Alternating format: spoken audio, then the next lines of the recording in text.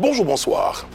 Notre invité pour ce numéro de PPLK, le prophète Jean-Pierre Zoungrana, à la découverte de ce serviteur de l'Éternel au style plutôt atypique. À tout savoir, tout comprendre dans ce numéro de PPLK. Suivez-nous.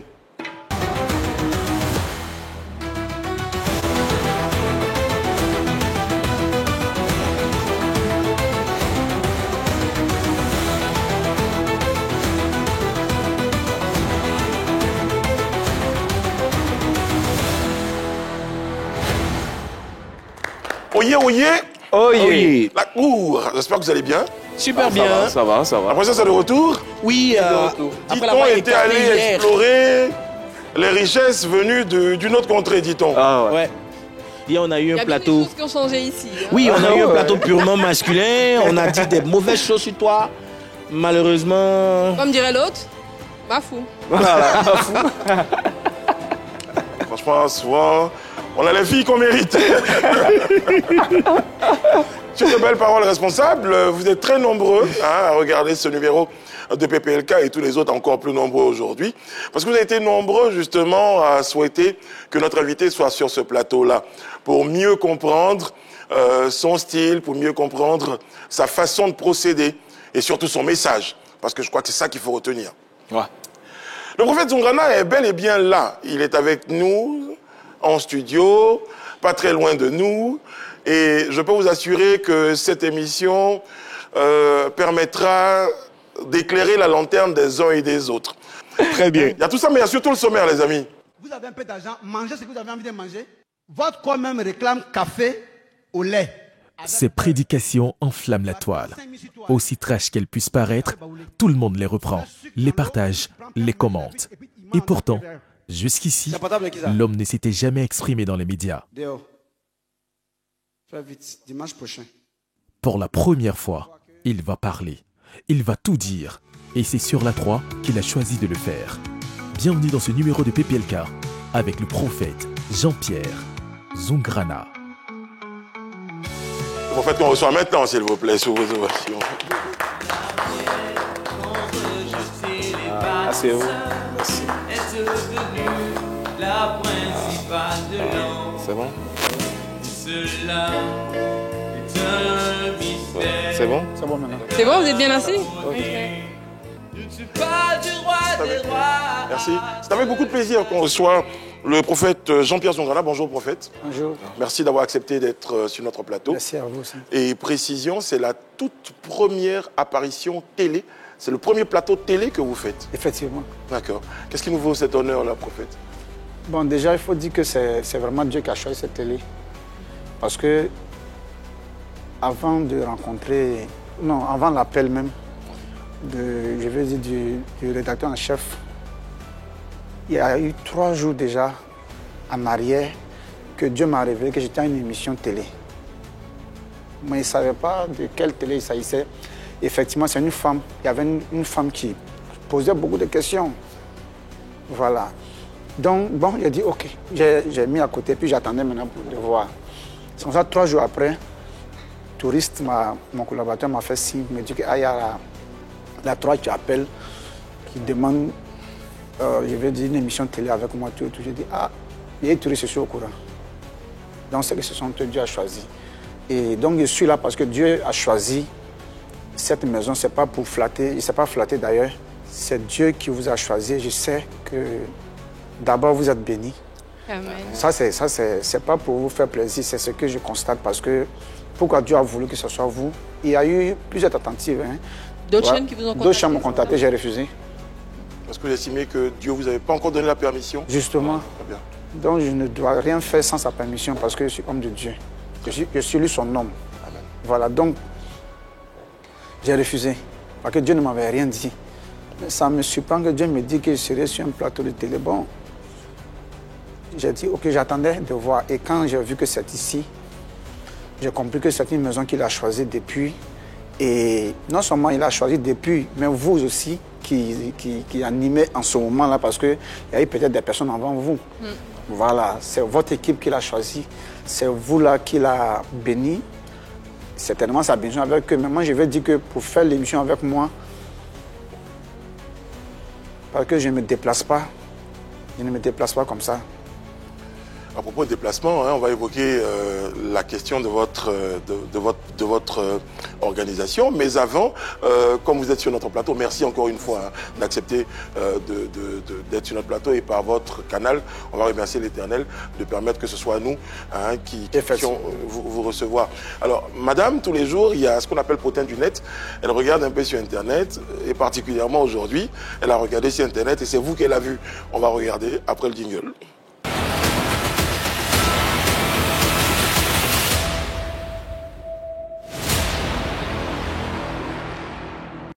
Et oui, Brice, tu l'as dit, aujourd'hui, exceptionnellement, on parlera de notre invité, l'homme de Dieu Zungrana, parce qu'on n'a pas pour habitude de parler des personnes qu'on reçoit. Et donc, depuis quelques mois, c'est la superstar sur les réseaux sociaux, notamment sur TikTok. Les ponts de ses prédications sont vus et repartagés des millions de fois sur les réseaux sociaux. Les avis sur les dites prédications sont partagés. Certains internautes estiment que notre invité est un humoriste qui a raté sa vocation. Et bien heureusement pour lui, d'autres le voient plutôt comme un homme de Dieu véridique qui a le franc-parler. Et pour corroborer mes propos, voici quelques captures d'écran sous ces prédications publiées sur les réseaux sociaux. Et bien voilà, on a pu voir des captures. Homme de Dieu, moi la question que j'ai envie de vous poser, c'est au regard de ces captures, je suppose que vous les avez déjà vues, si vous devez vous décrire, vous direz que vous êtes qui pour parler de votre profession? Ok, déjà, je demande à retrouver mon blouson si je peux. Ah, le blouson. Voilà. Pourquoi? D'accord. C'est un blouson. Il fait quand même très froid ici dans le studio aussi. Voilà, c'est ça. Oui, effectivement. Ouais. Voilà, comme je disais, Oui. je suis beaucoup naturel. Oui. Voilà. Ah, c'est vrai. Voilà, je ne dors pas avec de climatiseur ni de ventilateur. Non, mais sans climatiseur. Ni ventilateur. Voilà. Pourquoi? Il y a une raison particulière? Vous ne supportez pas le froid? Bon, pas parce que je ne supporte pas le froid, j'aurais pu m'adapter. Mais je suis venu dire la vérité au monde. Et cette vérité-là, ça ne marche pas avec le luxe. Ah, d'accord. Ça ne marche pas parce que la vérité ne donne pas vraiment l'argent. Or, le luxe, c'est l'argent. Donc, je me suis préparé en conséquence. D'accord. Donc, on va revenir à la question. Moi, je prépare en conséquence, ce n'était pas forcément pour l'émission. Je vais revenir sur ce que vous dites à propos du luxe et tout ça. Madame a sa question pour vous. Alors, quand vous voyez les réactions des internautes, certaines personnes qui estiment que vous avez raté votre vocation, celle d'humoriste, et d'autres qui estiment que vous êtes dans la vérité. Pour trancher tout ça, quand on vous demande qui est le prophète Zungrana, vous vous décrivez comme qui? Parlons de vos idéologies, de votre profession. Je pense que ce qui m'intéresse le plus, ce sont ceux qui parlent le contraire. C'est-à-dire, voilà, ceux qui disent, par exemple, bon, il y a ceux qui disent que non, bien au contraire, je dis la vérité. Mais c'est ceux-là qui disent que j'ai raté ma vocation qui m'intéressent le plus. Ça, eux, je vais plus m'intéresser. Voilà. Ils sont intéressants, en fait. Ils sont intéressants quand ils disent que j'ai raté ma vocation. Parce que, d'abord, un être humain qui ne s'est pas créé pour s'envoyer sur la terre, dans ce monde ici, n'a même pas le droit de dire qu'il a échoué dans la vie. Parce qu'on parle d'échec à quel moment? Lorsque tu te fais un programme, toi-même, de manière personnelle, et que ce programme n'a pas été comme tu l'as souhaité. Tu ne veux pas d'échec parce que tu savais ce à quoi tu t'es peut-être destiné et ça n'a pas été. Ça, c'est une logique. Vous comprenez? Mais quand quelqu'un t'envoie pour une mission et il te dit, bon, je ne vais pas te définir la mission, mais quand tu vas arriver, on te dira. Donc lui et ceux qui t'attendent là-bas, qui vont t'accueillir là, ce sont eux qui savent la mission. Mais celui qui sait principalement, c'est celui qui t'envoie. Donc quand tu arrives et qu'on te dit, bon, va dans cette chambre, tu balayes, tu nettoies ici, après tu vas sur le gazon, le terrain de l'autre côté, tu fais ceci et puis tu reviens. Quand toi tu t'assois et puis on te trouve triste, on te demande mais à quoi? Que non, mais en fait j'ai failli à ma mission. À quelle mission qui t'a été définie? Pour dire quoi en gros? Pour dire quoi en gros? Et regardez des personnes qui n'ont pas fait de moi homme de Dieu, mais qui ont déjà ma feuille de route et qui savent que j'ai échoué, que j'ai dévié. Ah, ça s'entend mieux. Ils sont formidables. Tu ne m'as pas envoyé. Je ne t'ai pas consulté pour être serviteur de Dieu. Vous me voyez boitiller. Oui. Je n'étais pas comme ça. J'étais danseur même. Ça nous envoie justement à Oui. l'avant-prophète Zungrana. Oui, oui. On va arriver là. Zungrana, je jouais au ballon, au football. Je dansais. Donc j'avais tous mes 2 pieds. J'ai été couturier. Je n'avais pas ce problème-là. C'est le refus de servir Dieu qui m'a envoyé dans ça. J'ai refusé. Quand Dieu s'est adressé à moi, je n'ai pas voulu servir Dieu. Je n'ai pas voulu. S'il voulait servir Dieu, c'est pourquoi il dit que je ne suis pas pasteur. Je sais où on passe pour devenir pasteur. On va à l'école pastorale ou à l'école biblique, à l'école théologique, mais ça ne m'intéresse pas. Parce que je ne suis pas paresseux pour m'asseoir et puis des gens vont mettre l'argent dans le panier pour me donner à manger. D'accord. Ça, c'est votre idéologie. On le comprend tout le temps quand vous faites vos prêches. Mais avant, justement, de recevoir cet appel-là dont vous parliez, qu'est-ce que vous faisiez au-delà de... quelle profession vous exercez? Couturier, danseur, footballeur? C'est la couture. J'étais couturier. Vous étiez couturier. Et vous viviez où dans le temps? Aux 2 plateaux, derrière le 12e arrondissement. Ok. Vous avez mené cette activité pendant combien de temps? Au maximum 3 à 4 ans. Ok. Et c'est là que l'appel c'est dans cette activité que l'appel vous a trouvé? C'est pendant que j'étais en train de faire cette activité. Ok. Et quelle leçon vous tirez de cette partie de votre vie? Est-ce que c'était le début, il fallait passer par ça? Est-ce que des choses vous ont marqué pendant cette période-là, qui vous aident aujourd'hui dans la vie que vous menez? Effectivement. Effectivement, j'ai retenu que ça a été formatrice. Voilà, c'est des épreuves. Voilà, que Dieu... Par exemple, en ce moment-là, quand j'allais à l'église, je subissais quand même l'humiliation que ceux qui n'ont pas d'argent connaissaient.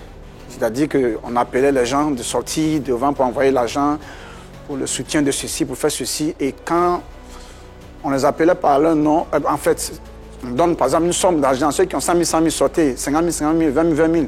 Et nous autres qui n'avons pas même de quoi à payer le loyer.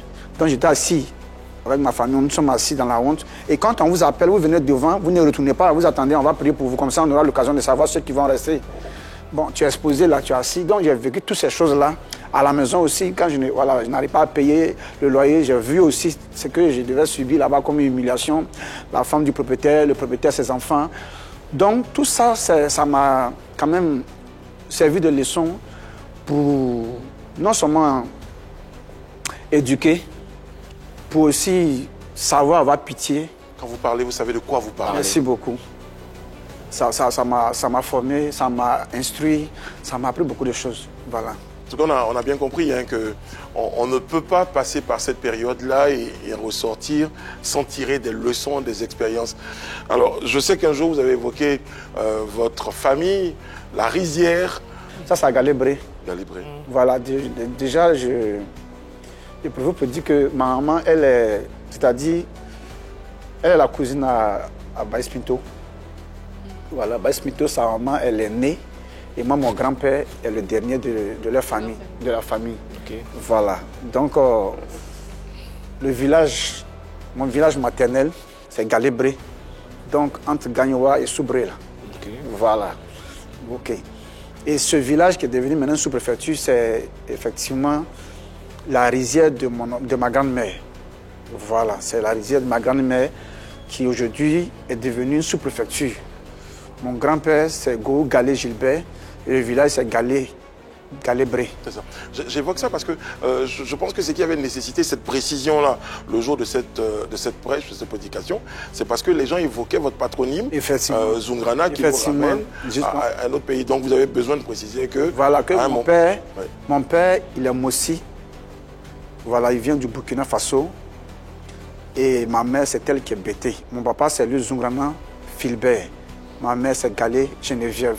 Donc, elle est ivoirienne, bêtée de Galébré, et mon père de l'autre côté du Burkina. Voilà. Et c'est là-bas que vous avez grandi? Oui. Vous étiez quel genre? Je n'ai pas grandi à Galébré. D'accord. À Galébré, c'est de là que ma maman vient. Mon papa, lui, était agent forestier. Okay. Donc, vous voyez, vous comprenez déjà que... Oui, ici, il y a la migration et tout. Vous étiez quel genre de personne dans le temps? Humain, bagarreur, taquin, avec certains vices, quoi. Voilà. Vous étiez quel genre de personne? J'étais beaucoup taquin. Ok. Voilà, c'est ce que mes amis ont retenu. Hein. Voilà. Quoi, parce que ça, c'était pas à moi de vous dire.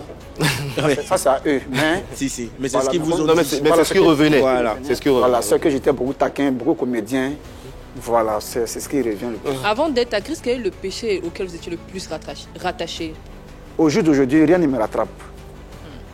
J'ai été préservé par Dieu au point où je mets à défi sur le réseau celui qui a quelque chose sur... Même sans connaître Christ, vous n'étiez pas vraiment dans des vies. Non, non, non, non, non, non, non, non, non, non, non, non, non, non, non. À Abidjan, ici même, j'ai eu un seul ami.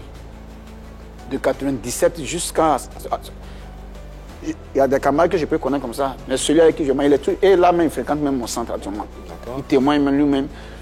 Quand il me regarde, il dit qu'il ne peut plus acheter de Bible parce que c'est sa Bible. Très très bien. Alors, je vais prophète, vous donner cette boîte tout à l'heure. Mais avant, on a une question concernant votre statut matrimonial. Aujourd'hui, c'est vrai que peut-être que vous n'êtes pas comme certaines personnes, ne portez pas d'alliance et tout. Alors, qu'est-ce qu'on peut dire concernant votre statut matrimonial? Effectivement, j'étais déjà marié, voilà, à une fille que j'avais rencontrée en 98. Donc, on a fait 27 ans de vie commune. Wow. Voilà. Et elle vient de décéder tout récemment. C'était sur les réseaux même. Voilà, donc... condoléances. Merci bien. Donc, elle se nomme Feu Awa Bamba. Donc, Madame Zungrana. Mais aujourd'hui, Dieu l'a rappelé. Ça fait maintenant le 3e mois. Wow. Voilà, le 14 mars dernier. Là. Voilà, donc, j'ai vécu avec pendant 27 ans et puis Dieu l'a rappelé. Alors, prophète, je vais venir avec la boîte, je vais remettre la boîte. Et quand vous êtes prophète, bon, on va vous expliquer quand même. Merci. Merci à vous. Merci beaucoup. J'espère que ça...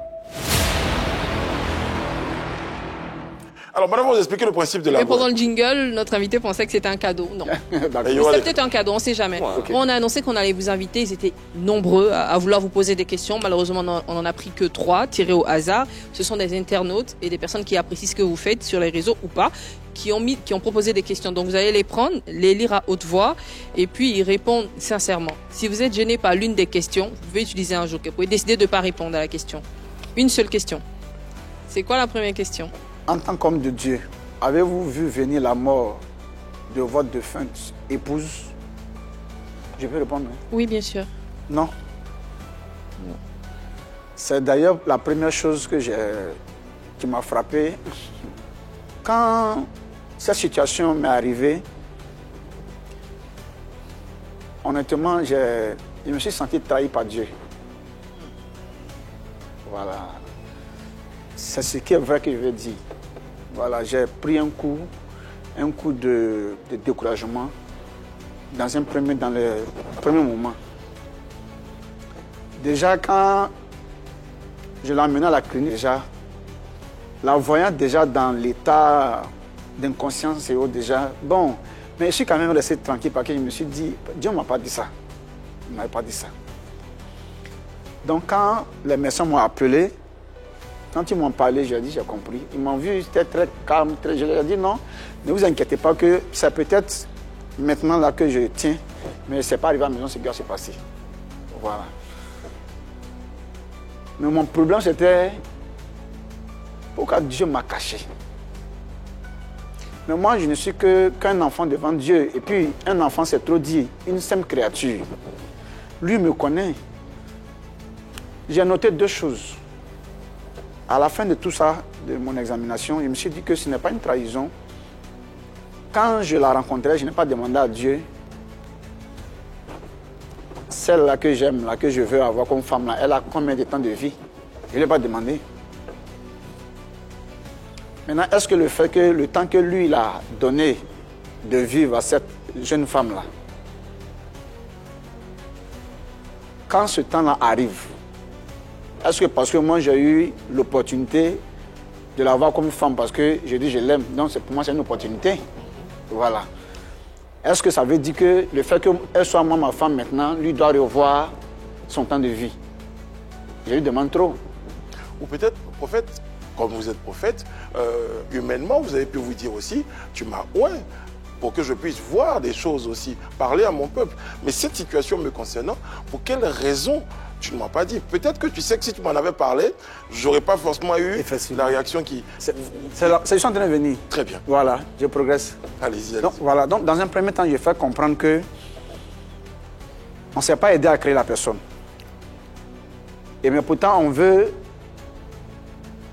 définir le temps que la personne doit... Voilà. Donc, c'est sur Terre. Sur Terre. Donc, acceptons le dommage, acceptons que c'est dommage, mais dans le fond, Dieu ne fait que la vérité.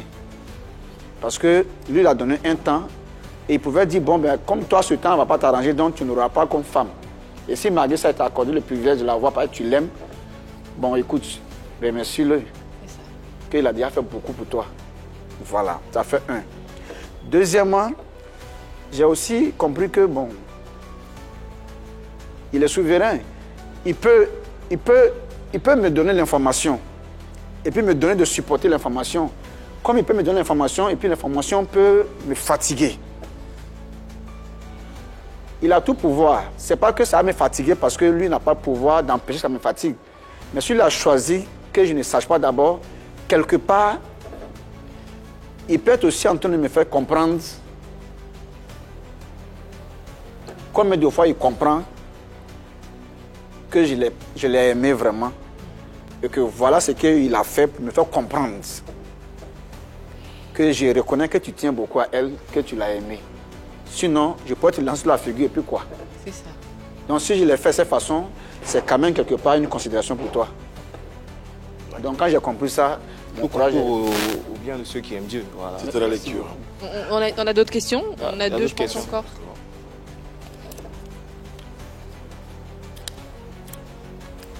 Comment que c'est la nécessité que le prophète puisse donner beaucoup d'explications sur ce point-là, parce que de nombreux retours, hein, je pense que ce n'est pas nous qui étions les premiers à lui poser cette question-là, il avait déjà entendu, c'était l'occasion aussi de donner sa position par rapport à ce point. Prochaine question, prophète? La prochaine question, c'est... On dit que vous êtes polygame. Si c'est le cas, combien de femmes avez-vous? Oui, c'est vrai. Je suis polygame, c'est la vérité. Je le fais, ou du moins je le fais en accord avec mon épouse. Hein. C'est-à-dire c'est elle qui, quand je prends une femme, non seulement elle est d'abord informée, toi, mais tu es informé qu'elle existe. Et puis tu apprécies quoi. Rien ne se fait dans son dos, non. Et rien ne se fait sans son respect. Mais au contraire, je me débat de toi parce que ce n'est pas ce que Dieu m'a dit de venir faire. Voilà, donc c'est comme ça que j'ai toujours procédé. Et puis, elles habitent à la maison avec moi. Au départ, elles étaient 4. Voilà, elles sont montées à 7. Et puis, je crois que la liste va s'allonger par la grâce de Dieu. C'est ça. Vous avez une limite, exceptionnellement? Je n'ai pas dit on ne va pas donner de limite, mais quand il va me donner, je vais arrêter. Alors, prophète, je vais m'arrêter un peu dessus, sur une phrase que vous nous évoquez. Vous avez dit, j'ai fait 27 ans avec une personne, Ouais. maman Awa, que Dieu C'est regarde ça. auprès de Amen. lui. Et il m'a pas dit une autre parole. C'est-à-dire, en fait, comment j'ai compris, il y avait une forme de fidélité, Ouais. vous l'avez juré. Oui, oui. Donc quand j'ai entendu ça, je me suis dit, ok. Je me suis dit, bon, et là, il y a 7 femmes autour. Oui. Est-ce qu'on n'est pas en train d'être un peu en contradiction entre cette parole-là? Éclairez-moi. Justement, il faut que tu sois éclairé, effectivement. C'est ça. Tu as vraiment bien d'être éclairé parce que c'est quoi tu nommes fidélité, en fait? Fidélité à une personne. Ah, c'est ça le problème, en fait. Le français que vous parlez, là, il est compliqué, hein? C'est vrai. Je ne suis pas celui qui est venu pour légaliser la polygamie, pour que la jeunesse puisse se tuer ou alors tuer d'autres personnes. Ça, je voudrais marquer cette précision-là. Très bien. Voilà. Comme je le dis souvent à mon entourage, je ne suis pas un prophète bis. Je ne suis pas venu déjà comme prophète et puis je suis revenu. Donc je sais plus ou moins ce que le prophète doit être. C'est la toute première fois, comme je fais la télé aujourd'hui. C'est la toute première fois de faire. Donc, le climatiseur peut me fatiguer, vos regards peuvent me fatiguer. Tu comprends? Tout est nouveau, tout est... Voilà. Mais une seconde fois sera encore différent peut-être. Vous comprenez? Ouais. Donc, si quand j'étais venu déjà comme prophète, il y a des choses que je n'aurais pas peut-être besoin de faire encore ou bien de savoir parce que déjà, j'ai déjà l'expérience. C'est ça. Merci. Qu'est-ce que je veux dire? Moi, Dieu, il m'a envoyé. Il me dit, tu prends une femme. J'ai pris une femme, j'ai fait 10 ans avec elle, sans avoir de copine. De 98 en 2008. Il n'y a jamais de copine, ne soit pas. Elle-même, c'est ça. Avant tout ça, même maman. Je vous ai dit que je n'avais pas de vie. Je vous ai dit ça. Oh, oui, oui. Ma maman, elle est là en ce moment. C'est mon père qui est décédé. Père son âme, mais ma maman, elle est là. Quand j'étais encore tout petit, elle me disait que si moi, là, il sait que je ne fonctionne pas, Dieu va dire, on va pas. Il dit, il faut me laisser. Il dit, à quoi même? Elle dit, non, tes amis, on goûte. Et il a dit, c'est quoi ça là? Elle dit, lui là, quand toi, tu es devenu jeune, bon, elle me taquinait. Elle c'est son premier fils, elle voulait le voir. C'est ça. Ça ne m'intéressait pas. Donc, maman, mes parents, ça les surprend. Aujourd'hui, cette affaire de programme, ça les surprend. Je suis devenu une autre personne, en fait, depuis que Dieu m'a saisi. Donc, qu'est-ce que je veux dire, en clair? Je veux dire que je ne suis pas venu dire aux jeunes, dans un premier temps, voici ce qu'il faut faire. Prendre 2, 3 femmes, 4 femmes. Non, ce n'est pas ça d'abord. Je suis venu mener une vie. Et puis, Dieu lui m'a donné un esprit. Quand je rentre dans un domaine de cette vie-là, je savoure ce domaine-là. Quand je sors, il y a une conclusion que mon esprit tire. Et c'est comme ça que mes enseignements viennent, en fait. Je n'ai pas de documents. Est-ce que c'est permis par la parole de Dieu? Est-ce que dans la Bible, c'est permis à un homme de Dieu d'avoir plusieurs femmes? Puisque c'est un éternel débat au niveau de la communauté, prendre 2 ou 3 femmes. Le peuple d'Israël,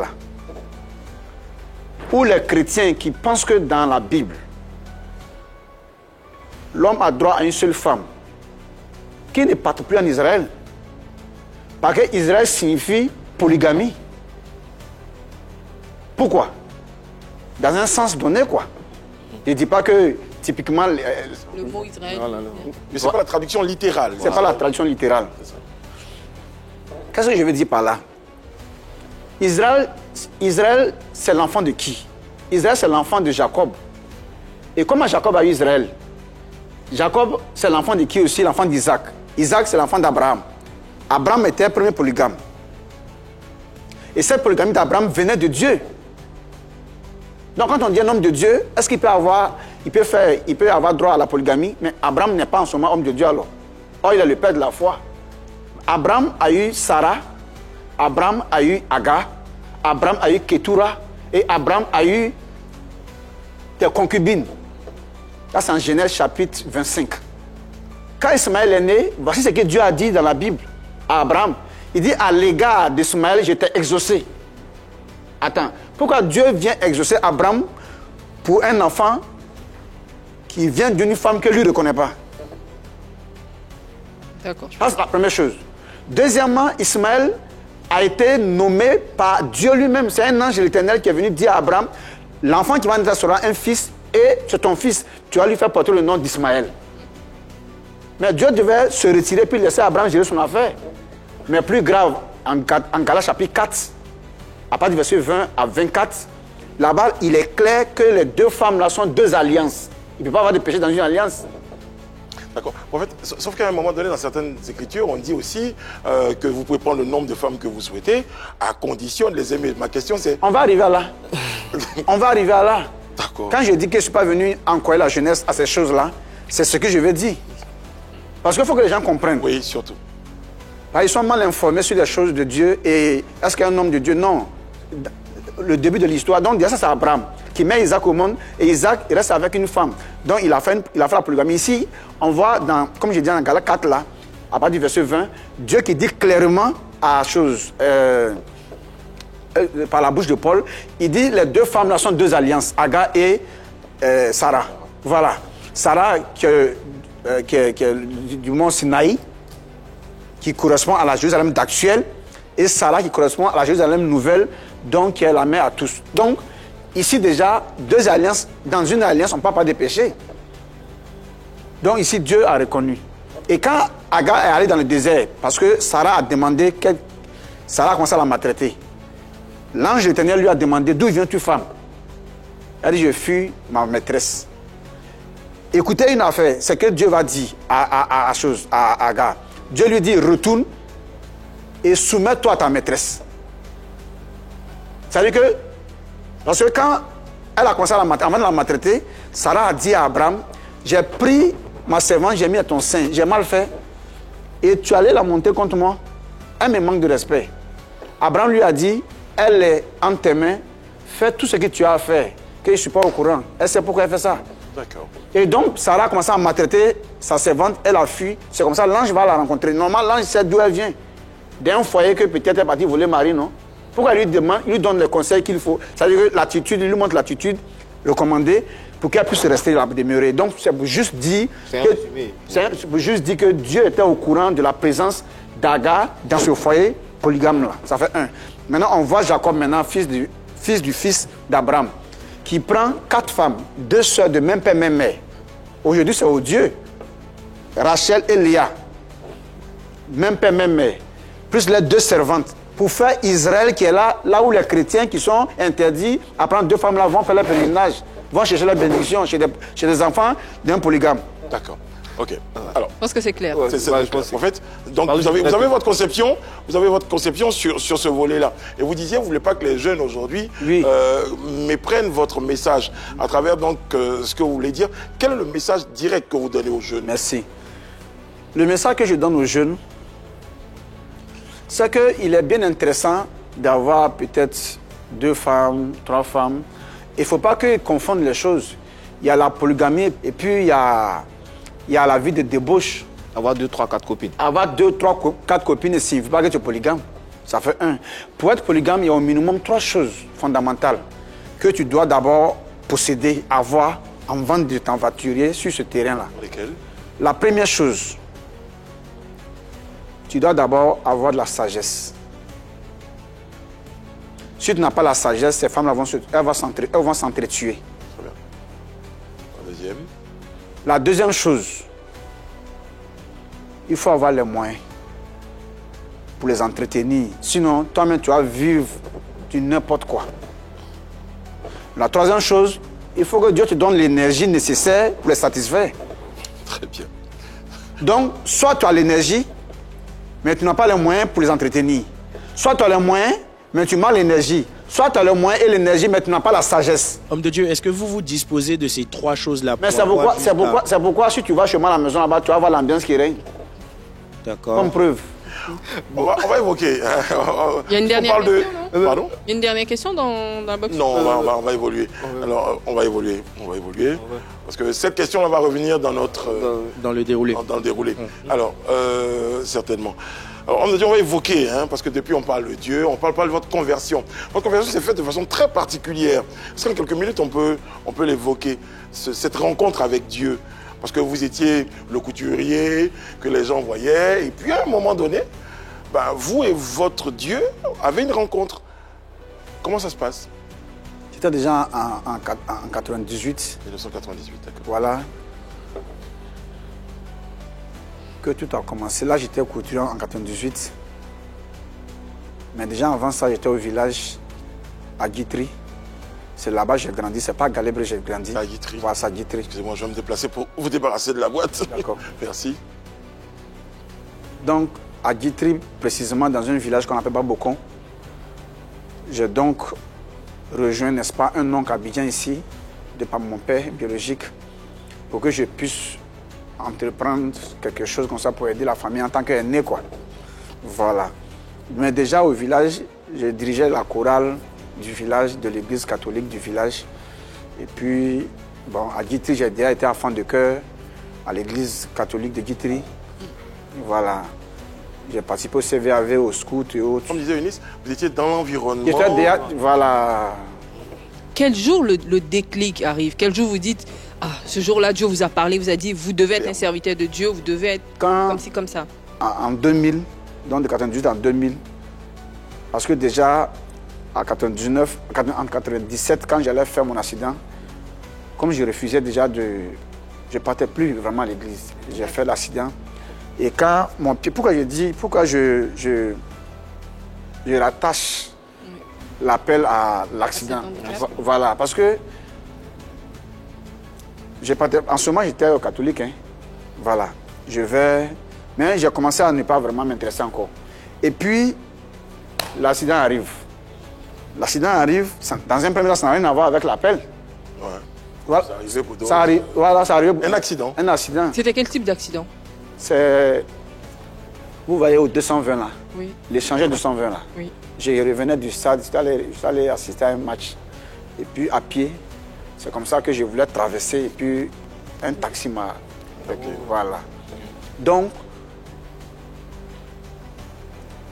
mon oncle, chez qui était venu, il n'était pas sur place. Donc il a demandé quand même fasse passer dans une clinique. Ils ont demandé à me recevoir une somme qu'il était déjà prêt à payer. Et c'est l'autre oncle, qui était le grand frère chez qui j'habitais, qui a dit non, qu'il y a un vieux guérisseur à côté là qui peut s'occuper, donc c'est pas trop important. C'est comme ça qu'ils ont fait venir le vieux. Mais j'étais déjà au CHU, puisque l'ambulance m'a transporté. Et du CHU, ils sont venus voir les gens là, et puis ils ont accepté de me faire sortir par la petite porte. Donc ils ont mis un faux plâtre là, qu'à la maison, ils ont pris une machette pour tailler, pour enlever et la plâtre avec une machette. Après ça, quand le vieux a commencé à soigner, l'os ne se soude pas. Première fois, il est parti, il est revenu. 3 jours après, il a débandé. Pareil. Pour la 3e fois, mon oncle, maintenant le plus grand, chez qui était, a dit, bon, s'il vient aujourd'hui là, d'abord, on va appuyer d'abord la chair là. Si ça descend, ça ne monte pas là, c'est que ton pied commence à pourrir. On va le couper, c'est la première chose. S'il vient qu'il dit que pour la 3e fois, c'est pas fait, c'est pas pris là, ça n'a pas soudé, on va couper. Parce que nous, on est fatigués. C'est là que j'ai pris mon Nouveau Testament et puis j'ai lu tous les actes, tout le livre des Actes des Apôtres. Et puis j'ai dit à Dieu, je vois que mon pied va partir. C'est le même gars qui fait depuis ça. Donc s'il vient que ce n'est pas, il détache là, et que ce n'est pas soudé, ils vont couper mon pied. Si tu permets, mon pied là me revient. Toute ma vie là, je vais te servir. Et puis donc, vous comprenez? Et je vais enseigner sans chercher quelque chose.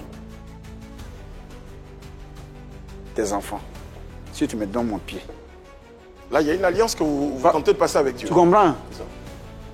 Quand le gars est venu, il a détaché, il dit non, c'est bon, que c'est soudé. Voilà comment c'est passé. Donc moi, obligatoirement... Vous avez tenu votre parole aussi. Voilà, mais non, hein. J'ai voulu encore... Donc, je me suis levé. Le lendemain, on m'a dit non, c'est pas parce que c'est... J'ai dit non, moi je sais, ça c'est Dieu qui a fait ça là. Le même jour, le lendemain, je me suis levé avec ma canne. Bref. Et quelques jours après, quand je suis guéri totalement, j'ai repris mes choses. Je n'allais pas à l'église encore. Okay. Jusqu'à un signe. Et j'ai commencé à tomber malade. Chaque 2 semaines, je suis couché, je ne peux pas entreprendre, je ne peux rien faire. Et ma vie devenait plus difficile. Pour la 3e question que l'autre a posée, les souffrances ont commencé jusqu'à ce que, un matin, je rencontre un jeune homme qui m'a parlé d'un serviteur de Dieu du Nigeria. Okay. Voilà. Il s'appelle, c'est le prophète Ézéchiel Mourakinyo. Son église se nomme l'église APEC. Ils étaient au niveau du Paillé, vers Agban, mais sur le côté droit. Je suis allé rencontrer le serviteur de Dieu. Dès qu'il m'a vu, il dit, mon fils, je vois sur toi un signe d'appel hein, que je n'ai jamais vu. Il faut que tu serves Dieu. Je dis, vrai, je ne suis pas venu pour servir Dieu. Hein.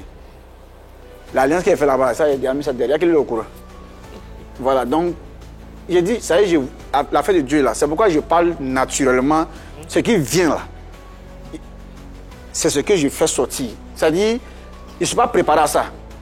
Donc, voilà, je n'ai pas. Donc, je sais Dieu bien quoi. Donc, c'est comme ça que j'ai intégré la communauté.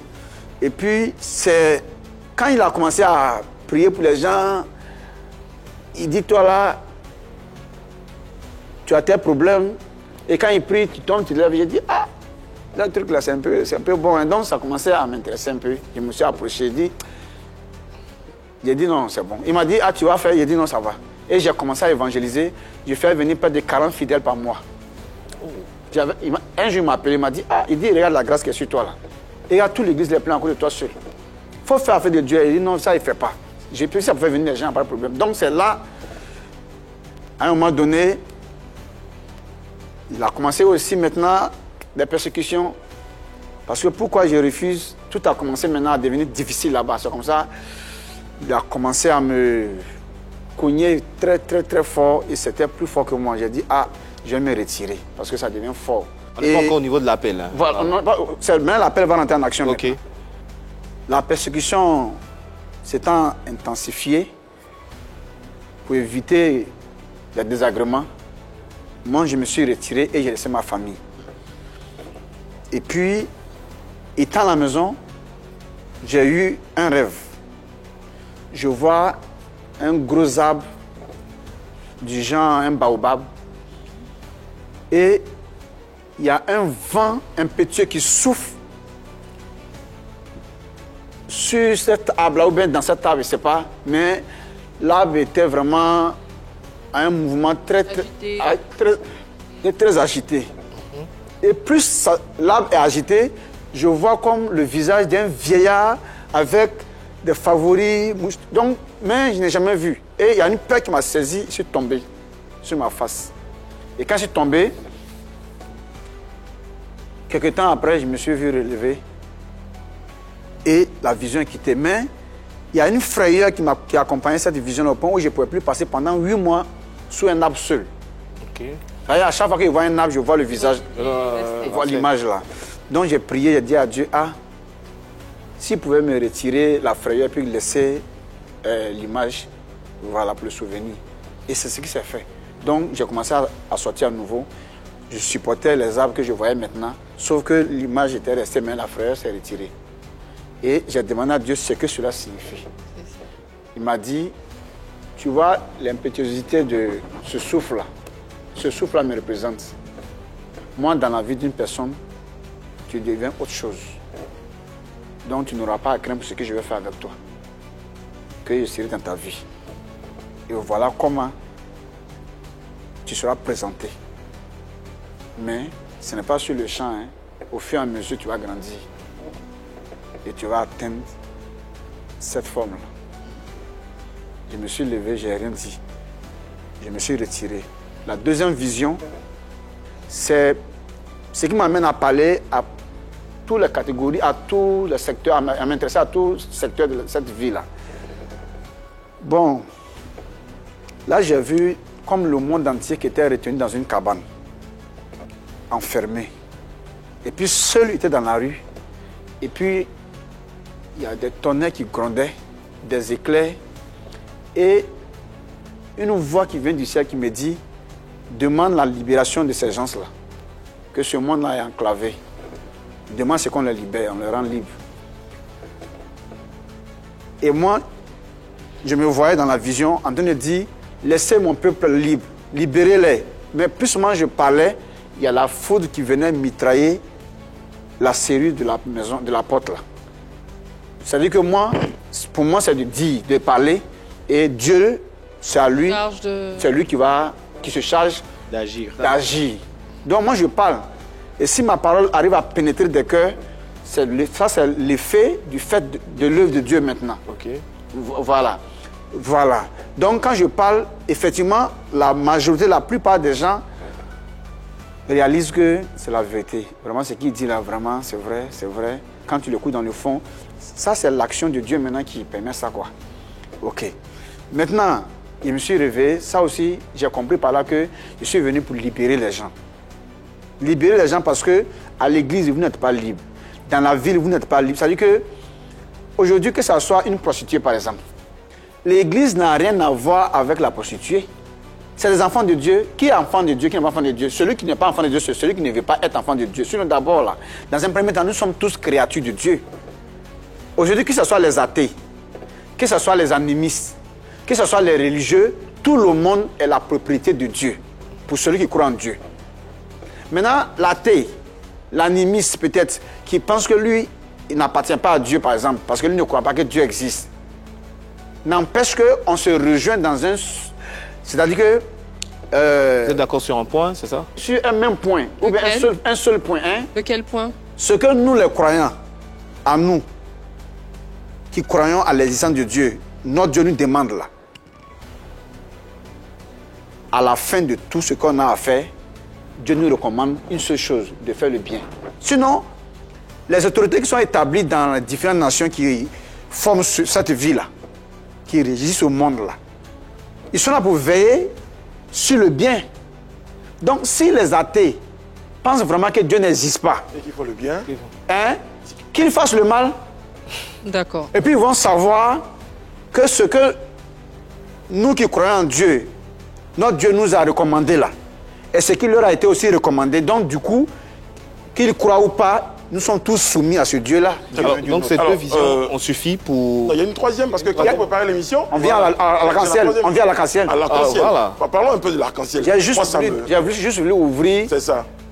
Pour Le- voir comment on arrive à... non, la liberté. C'est-à-dire que le monde enclavé. Ok. Donc il était question. D'accord. Mais, Il fallait mais ouvrir. c'est ce que j'ai juste. Il fallait ouvrir. Ouais, c'est ce que j'ai juste voulu faire. Et maintenant, on retourne maintenant le sur le troisième. contexte, voilà. Des visions maintenant. Oui. Donc, la troisième vision, c'est l'arc-en-ciel. En 2011, grand soeur Lamaï de perd son âme, la maman Abaïs Pinto, que je vous ai dit que est sa grande soeur, dont elle était mourante, dont il est venu, elle a demandé de le voir. Son petit frère voulait parler avec lui. Donc mon grand-père va venir à Abidjan, c'est comme ça que je suis venu. Et quand il est arrivé, il m'a appelé. Il dit, ah mon petit-fils, je suis là, hein, tu peux venir me saluer. Il dit grand-papa, j'arrive. Et quand je suis arrivé, à l'avenue 16, là, chez Bailly, il était à l'entrée. Donc quand il m'a vu, il dit, grand-papa, il dit, ah, mon petit-fils, Atou. Quand il m'a fait la colère, il m'a repoussé en même temps. Il dit, attends, c'est toi chez qui on dit là quand ciel est descendu là? Il dit oui. Il dit, ah. Il dit depuis 1918 que mon papa, lui son papa, mon arrière-grand-père, Gongou Kolia, il était dans le travail forcé des Blancs. En fait, c'est là. D'accord. Tout commence par là. Je n'ai même pas sauté un élément même. Très bien. Voilà. Donc, ils l'ont tapé avec le pied et il est tombé dans la fosse, comme ça il est mort. C'est donc le lendemain de sa mort-là que maintenant sa femme, mon arrière-grand-mère, va se lever avec son canari pour aller au Marigot, à l'ancien Djibasayo, qui est en face de Galibré, pour ceux qui connaissent la région. Il y a une rivière qui est là, qu'on appelle Drobido, donc la rivière du sang. C'est là-bas qu'elle arrive, la vieille est arrivée avec son canari, il n'y avait rien. Dès qu'elle a puisé l'eau, elle est sortie, voilà l'arc-en-ciel qui descend devant elle. La première fois que l'arc-en-ciel... C'est la première fois que l'arc-en-ciel apparaît dans la famille. Donc, quand c'est descendu devant elle, avec la lumière, c'est comme ça que elle a une fosse et elle a traversé et les couleurs sont passées sur elle. Or, c'est là que Dieu vient de faire l'alliance avec la famille comme ça. Parce que l'arc-en-ciel, c'est le symbole de l'alliance. Voilà. Donc, Gou Galé Gilbert, mon grand-père, c'est avec sa femme, c'est sa maman qui a vu. Donc, ça, c'est la première génération, ça. Galé Geneviève, ma maman, deuxième génération. Donc, quand on commence par le vieux, Gou Kolia, première génération, Gou Galé Gilbert, deuxième génération, Galé Geneviève, ma maman, troisième génération, la quatrième génération, à laquelle moi j'appartiens, avec mes cousins, nous les neveux, là, tu comprends? C'est la quatrième génération maintenant que Dieu va descendre dans ma maison maintenant avec le signe de Vous l'arc-en-ciel. êtes couché un soir, prophète, et l'arc-en-ciel apparaît. C'est comme ça que ça fonctionne. D'abord, c'est une vision que j'ai eue. Ok. Je dormais et dans la vision, je me suis retrouvé au dehors. Il n'était pas dans la chambre. Et je vois le ciel qui se rapproche de ma tête à quelques 300 mètres. Et c'est dans ce ciel-là que l'arc-en-ciel va apparaître. Mais là, avec une lumière forte, mais c'était suivi, n'est-ce pas, c'était suivi d'une frayeur. Hein. Je ne pouvais pas fixer le signe. Et une voix s'est fait entendre en me disant, c'est mon alliance, regarde. Car moi, Dieu, j'ai choisi cette nation ivoirienne-là pour seconder Israël. Et je vais faire mon alliance nouvelle avec le nouveau peuple que je me suis choisi. Et c'est toi que j'ai choisi, que je vais établir pour diriger ce nouveau peuple que je me suis choisi à l'instar d'Israël, comme je l'ai fait avec Moïse. Dieu décide que c'est vous, Comme Moïse, vous comme Moïse, Moi. vous, prophète Zoungrana, oui, c'est vous que Dieu choisit. oui, oui. D'accord. C'est ce qu'il m'a dit. Très bien. Donc je m'en fous de celui qui ne croit pas ça. Hein. Je parle de ce que j'ai vécu. Et puis je ne dis pas pour que quelqu'un croit, c'est même pas important en fait. Mais on ne peut pas m'empêcher aussi, parce qu'on ne croit pas, de ne pas dire ce que j'ai vécu. D'accord. Et quand vous sortez de cette vision-là, et là, maintenant, le matin, avec ceux qui sont autour de moi, j'explique pour dire, ah, voilà ce que j'ai eu cette nuit-là. Tout le monde ne comprenait pas. Et 2 semaines après, je suis dans ma chambre en train d'étudier dans ma Bible sur mon lit. Quand je vois d'abord une lumière qui éclate dans ma chambre, je lève la tête, je vois une lumière forte. Ah, c'est ce qu'on voit, Celle qu'on voit à l'écran, là. On a l'impression de voir le Voilà. ciel des nuages. Voilà. Donc, je vois, voilà, c'est effectivement cette image-là. Je vois une lumière forte et autour de la lumière, je vois l'arc-en-ciel. Et donc, j'ai appelé ceux qui étaient avec moi de venir voir c'est quoi. Il y a l'un de mes disciples qui me dit, ah mais homme de Dieu, qu'est-ce que c'est l'arc-en-ciel?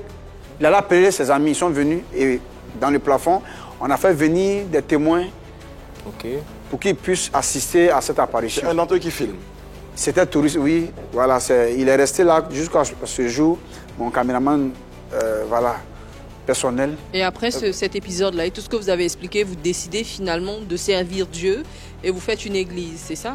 Oui, après cet épisode de l'apparition de l'arc-en-ciel, j'étais toujours à la maison, dans mon salon, déjà en train de partager la parole avec des gens. Et l'inspiration va commencer à venir. Là, j'ai reçu une forte envie de me retirer un peu dans la brousse.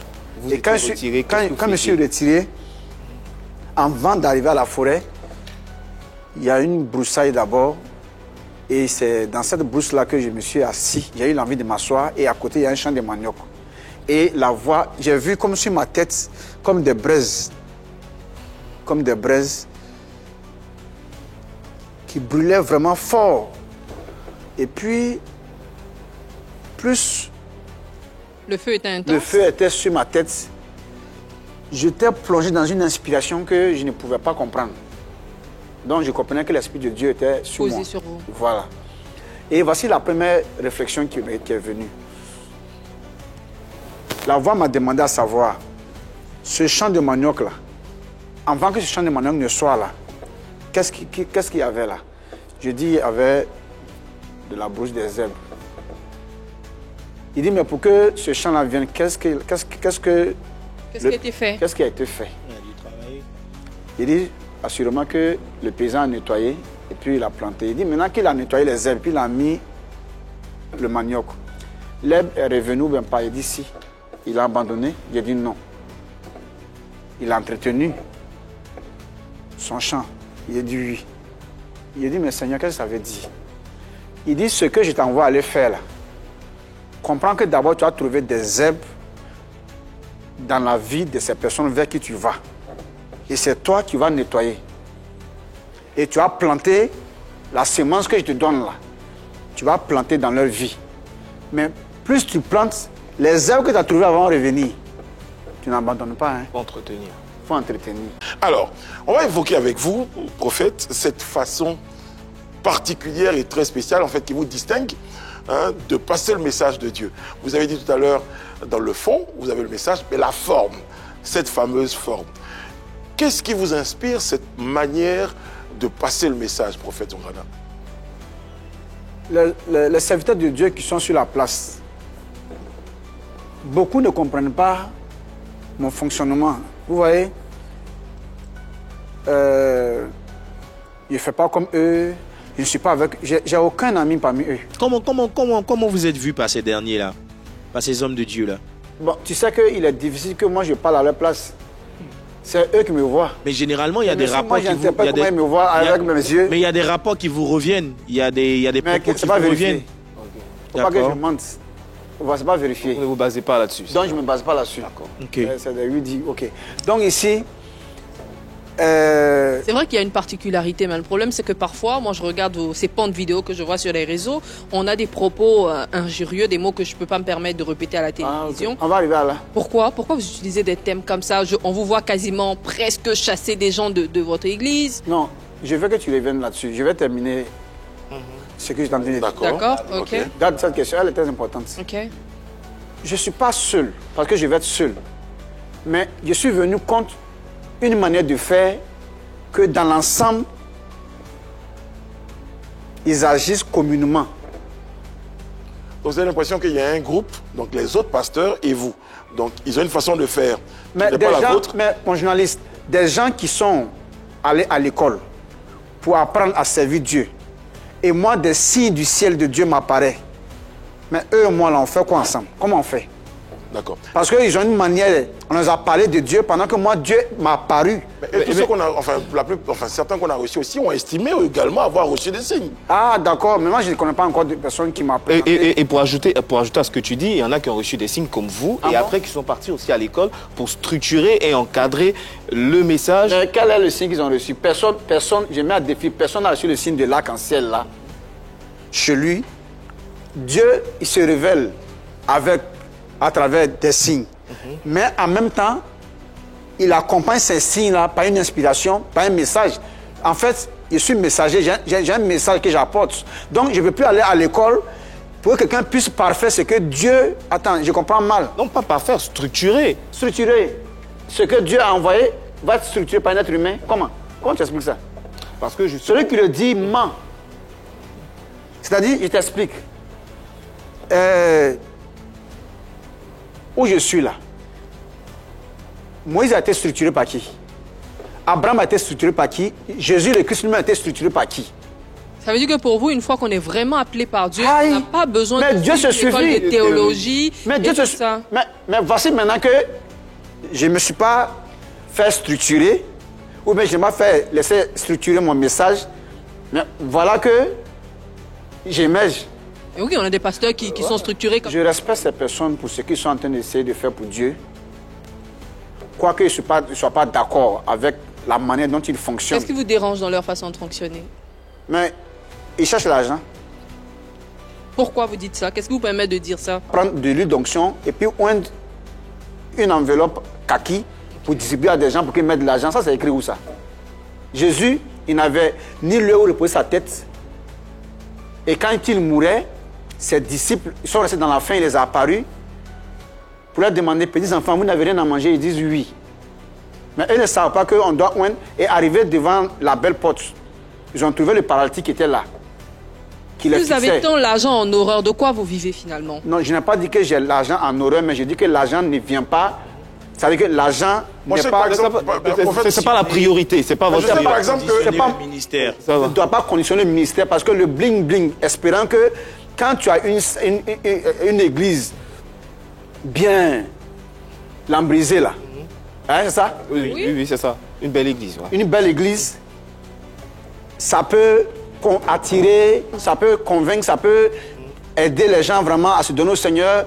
Et quand toi-même, quand tu habites dans un palace... C'est ce qui explique pourquoi vous êtes très souvent en t-shirt ou en suite. Il n'y a pas un caractère ostentatoire que vous affichez. Mais c'est votre choix et ça ne fait pas forcément de vous un homme de Dieu meilleur que les autres. On est dans une société moderne où aujourd'hui, par exemple, quand vous avez des églises où il y a de l'air conditionné, il y a de la climatisation, ça fait partie aussi de la réalité. Ça ne veut pas dire qu'on a envie d'être plus intéressant que les autres. Plus loin, prophète, je vais dire... Finissez et puis je vais répondre. Plus loin, prophète, on veut même évoquer souvent des temples que certains ont érigés. Je pense que Salomon, vous me contredirez si je ne suis pas dans le vrai, Salomon, Dieu a demandé à Salomon d'ériger un temple qui était même peut-être plus grand que avec des choses en or, qui étaient vraiment ostentatoires. Je pense que... Expliquez-nous peut-être le fond de votre pensée. Effectivement, c'est très sage. Hein? Je vous en prie. Là, il y a le fond de ma pensée. C'est ça.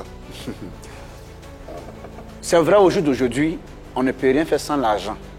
Mais l'œuvre de Dieu n'est pas basée sur l'argent. Les temps changent, mais Dieu ne change pas. Oui. Aujourd'hui, il y a des églises, quand tu arrives, si tu n'es pas en costume, tu n'as pas accès à la première place. Tu entends? Quand tu n'es pas bien habillé, tu ne peux même pas faire partie de la communauté même. Tu es quelque part. Parce que la caméra doit présenter des personnes bien vues pour faire la promotion de cette église-là. Tu entends? Ça pourrait être considéré comme une interprétation. Cette vision que vous avez là ne vient pas des souffrances. Est-ce que cette vision que vous avez là ne vient pas des souffrances que vous avez vécues? Parce que vous avez dit que vous étiez derrière dans les églises. Mais donc justement, c'est peut-être votre souffrance que vous extériorisez comme ça. C'est peut-être pas Dieu qui vous dit de faire ça. Bon, écoute-moi bien. C'est ça que je dis peut-être. Non, je viens. Tu sais pourquoi je n'ai pas voulu que tu me coupes là? Il y a quelque chose que je voulais dire. D'accord, excusez-moi. Oui, parce que c'est une inspiration et bon, on va arriver. Mais ce qu'ils sont en train de dire, c'est pour ça qu'il a dit quel est le fond de ma pensée. Et c'est le fond de ma pensée, je vais ressortir. Tout ce que vous dites là, vous faites bien et vous dites bien, et puis parce que c'est ce qui va permettre que l'on comprenne ce que je défends. Mais je voulais juste dire que, vous voyez, je suis revenu sur un fait.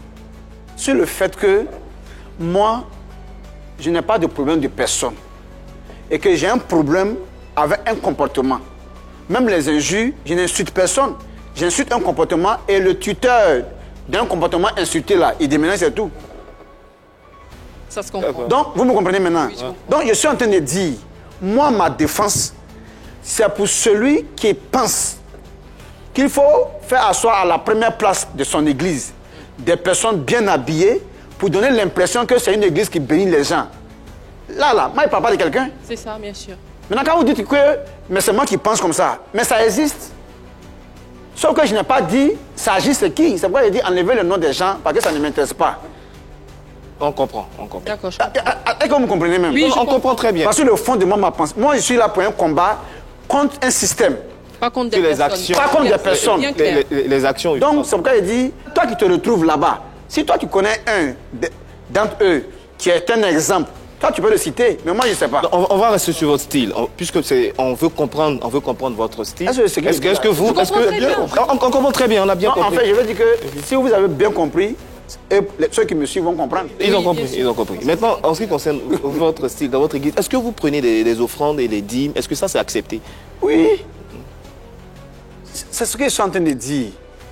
Je dis, je n'ai pas dit que celui qui fait une église ne doit pas recevoir de l'argent de celui qui veut volontairement soutenir cette affaire de Dieu là. Ça, c'est pas possible, je n'ai pas dit ça. C'est pas ce que je suis en train de dire. Je dis, je combats, je suis là contre un principe. Le principe qui fait croire qu'il faut soutirer de l'argent aux gens. J'ai été victime. Et Dieu ne l'a pas fait pour rien, de manière fortuite. C'est pour que je puisse tirer une leçon pour aider des gens. C'est ça. Tu comprends? Quand tu viens et puis on dit aux gens, par exemple, opération poche vide, ça veut dire que tu ne vas pas quitter l'église avec quelque chose pour que Dieu te bénisse. Ça existe dans l'église. Ça n'est pas écrit. Mais ça, là, je suis défenseur de ces choses-là. Mais je ne dis pas que telle personne le fait. Maintenant, c'est quand je dis que celui qui me suit à travers cette émission et qui sait que son pasteur fait ça, qui sait que c'est de son pasteur je parle. D'accord. Alors, on va progresser. Vous comprenez? Oui, bien sûr, on comprend. Et je On pense que va la progresser, prophète Zongana. On va évoquer l'apparition, j'ai envie de dire, des réseaux sociaux. Non, moi, je ne voulais pas qu'on avance d'abord ici. Vous avez provoqué un truc. Vous avez envie de parler d'autre chose? Oui, De quel parce autre que- point? Quel autre élément que vous Sur ce dénoncez? point-là, Oui, oui. justement. Sur ce point-là, je dis, je suis venu contre tout ce qui est faux dans l'église, dans tout lieu Où on parle de Dieu. où on parle de Dieu. S'il y a du faux là, c'est moi qui suis venu pour défendre. Et je vais le faire Pour établir la vérité. pour rétablir la vérité. Par exemple, je vous explique. Aucun pasteur du monde entier, aucun pasteur ne peut se mettre devant moi et puis me prouver que Satan existe. C'est moi qui vous dis. Dieu, moi, m'a apparu. Et ils ont appris Dieu sur l'état. Dieu m'a apparu. Et pour preuve qu'ils viennent me prouver le contraire de ce que j'ai dit. C'est moi qui Satan n'existe pas. Donc, à partir du moment où Satan n'existe pas, il n'y a aucun pasteur qui peut lever le doigt sur la terre. Je n'ai pas dit Abidjan ici, hein. Il est sur toute la terre, je mets à défi.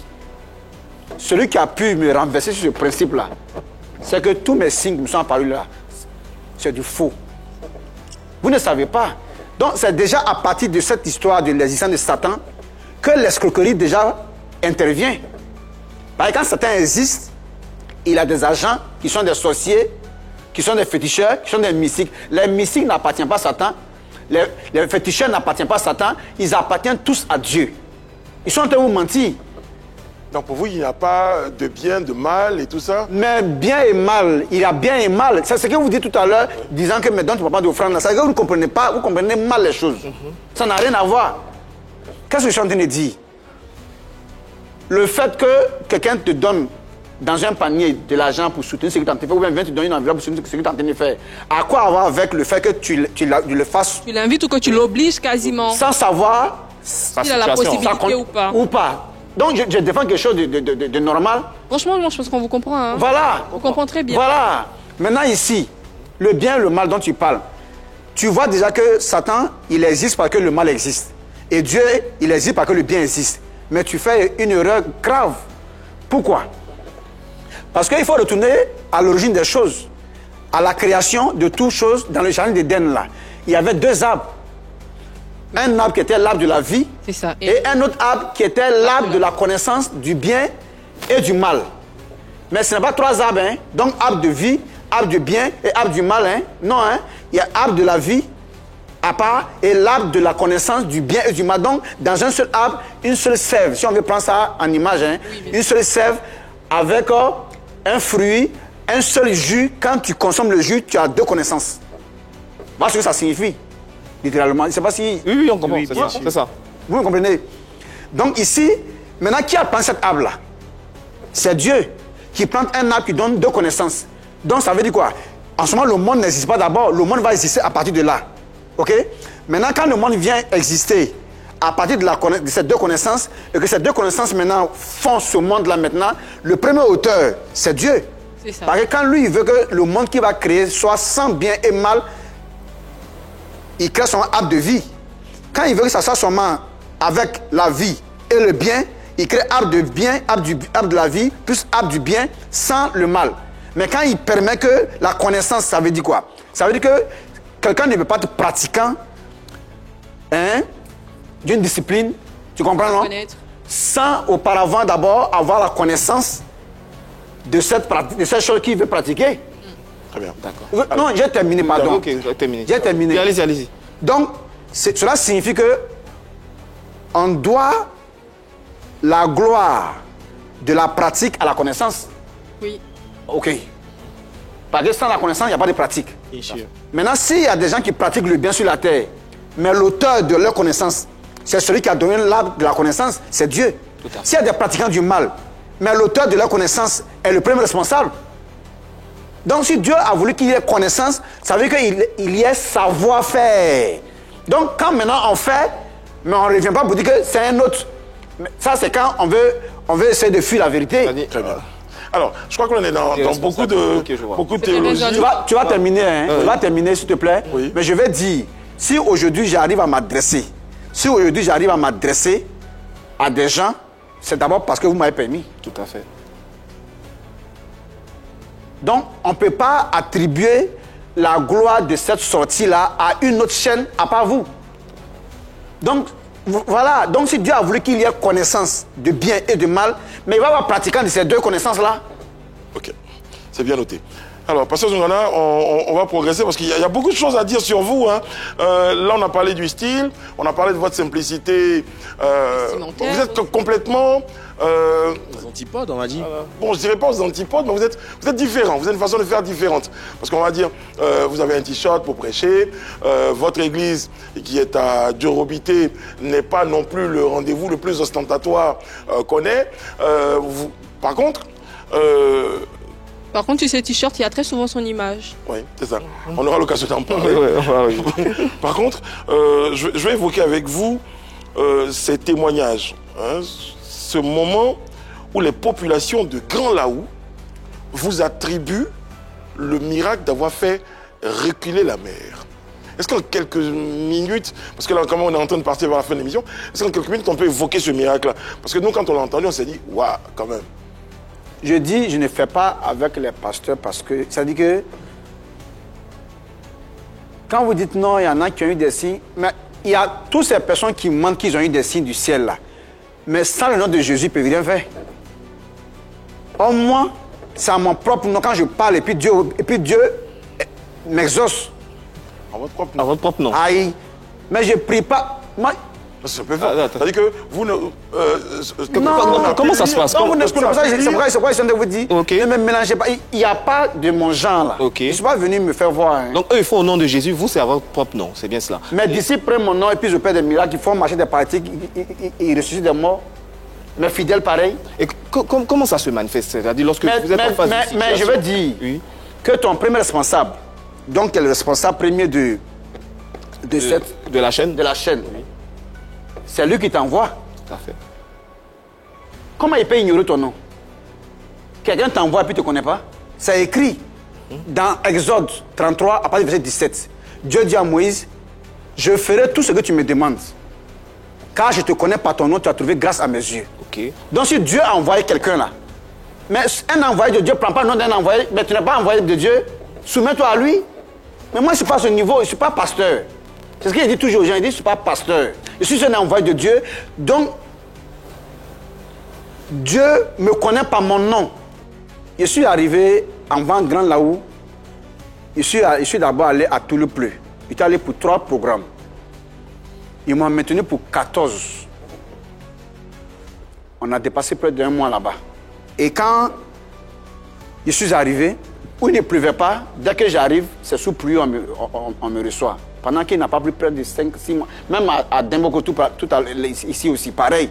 Ils ont fait 9 mois sans pluie, puis ils m'ont fait venir. C'est le même jour, je demande à ce que la pluie vienne, la pluie est venue. Moi, je ne dis pas au nom de Jésus. Il lève la main vers Dieu. Puis je dis, ah, c'est toi qui m'as envoyé. Voilà le problème du village là. Je veux que tu agisses maintenant. Et puis la pluie vient. Donc quand je suis arrivé, ils m'ont parlé de grand là-haut pour dire que la mer est en train de les menacer. Merci. Donc, si je peux venir faire quelque chose. Parce qu'il y a des jeunes à Vicam qui faisaient partie de la communauté en fait. Voilà, donc, eux savent plus ou moins ce qu'ils ont vécu avec moi. Donc ils ont dit à leurs parents, puis ils m'ont fait partie. Arrivé là-bas, j'ai levé la main, puis j'ai demandé à la mer de reculer. La mer est partie sur 1 kilomètre. Instantanément? Non. Comment ça s'est fait? Comment ça s'est passé? Moi, je me suis prosterné. J'ai levé la main vers Dieu. Il y a une vague qui est venue. Tous les villageois ont commencé à fuir. Parce que c'est comme un défi pour la mer. Donc pour eux, ça allait m'emporter. Je suis resté là. Et la vague s'est jetée. Après, c'est affaissé. Elle ne m'a pas emporté. J'ai dit à la mer, ces gens-là, c'est ici qu'ils vivent. Il y a ceux qui vivent sur la terre ferme, il y a ceux qui vivent sur des îles. C'est Dieu qui a voulu ainsi les choses. Donc, tu vas retourner à ta limite initiale. Et puis la laisser maintenant. C'est un ordre. Voilà tout ce que j'ai dit. Il n'y a pas de nom de Jésus. C'est un ordre. Je suis envoyé de Dieu pour le faire. Et quand j'ai fini, je suis parti. Il y a quelque chose qui est quitté au ciel. Eux-mêmes, leur témoignage. Et c'est descendu sur la mer là. Puis ça a commencé à tourner. Quelle chose? On n'a pas pu identifier cette chose-là. Ils ont la vidéo, ils ont filmé. Ok. Ils ont filmé, c'est descendu du ciel. Et ça a commencé à tourner. Tu vois, c'est comme un tourbillon. Hein. Tourbillon. Voilà. Ça a commencé à tourner. Et quand c'est remonté, les gens qui ont suivi la mer ont commencé à reculer. Souvenez-vous que quand même Moïse devait séparer la mer rouge, ça n'a pas été le même jour. Hein. Oui. Toute la nuit, il y a un vent qui a soufflé. Toute la nuit jusqu'au matin. Et puis maintenant, donc Dieu a sa façon de... Voilà. Donc, si j'ai fait reculer la mer, ce n'est même pas une affaire de parler en langue ou bien d'imposer la main à un malade, un paralytique. C'est pas ça. C'est une grande autorité que j'ai. Est-ce que vous priez avec la Bible, par exemple? Mec, attends, qu'est-ce qui te fait poser cette question? Non, en fait, je vais poser la question parce que souvent, la foi de nombreuses personnes est basée sur les Écritures. Voilà, la foi, mais on est accompagné par les Écritures. Avec des versets, avec des versets, parce que vous évoquez vous-même souvent des versets. Alors, dans l'un de ces versets-là, on dit aussi que nul ne passe par le Père sans passer par le Fils, qui peut être le Seigneur Jésus. Alors que vous dites, par exemple, que c'est quelque chose que vous n'utilisez pas. C'est intéressant, hein? Jésus, là, c'est le Messie, c'est le Christ que le monde entier devait recevoir. Et le monde entier l'a reçu, même s'ils ne l'ont pas forcément reconnu. Les disciples de Jésus, ils avaient une mission. Et leur mission, c'était d'imposer leur maître au judaïsme qui n'était pas prêt à le recevoir. Donc, quand cette religion maintenant, qui est donc le christianisme, se déporte, par exemple, en Afrique, dans le monde là, il ne faut pas recevoir ça chaud comme ça, comme c'était à l'origine. Il y a 2000 ans, ok. Tu comprends? Okay. Là-bas, leur maître était contesté.